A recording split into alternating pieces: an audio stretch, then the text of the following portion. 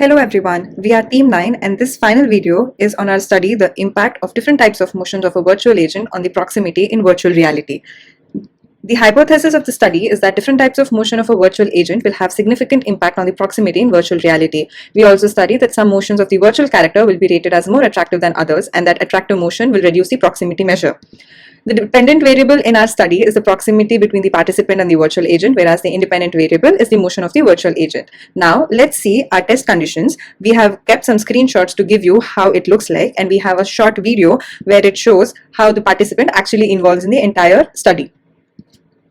The method that we followed was that 10 participants were recruited. Participants signed a consent form and provided some demographic information. Demo iteration was performed by them, which was excluded from the final data.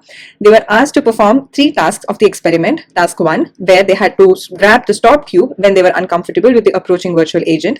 Task 2, to identify the gender of the approaching virtual agent. Task 3, to rate the attractiveness of the virtual agent on a scale of 1 to 5, 1 being least attractive and 5 being most attractive. We recorded the responses and logged the results, and we also performed the t-test to analyze the data that was obtained.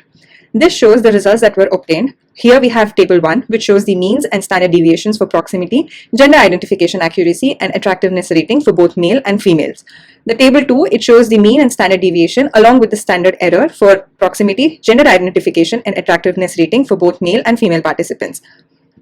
The conclusion of our study was that the gender assigned to the agent did not impact the proximity in any level. However, we found that female participants prefer to maintain a greater distance from the agent as compared to the male participants. The average proximity for female participants was higher, indicating that they were less comfortable with the agents approaching them.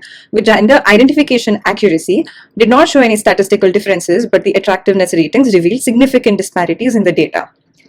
These are the main references that our study was based on, especially the reference number 2, with which we actually performed our study on. Thank you so much.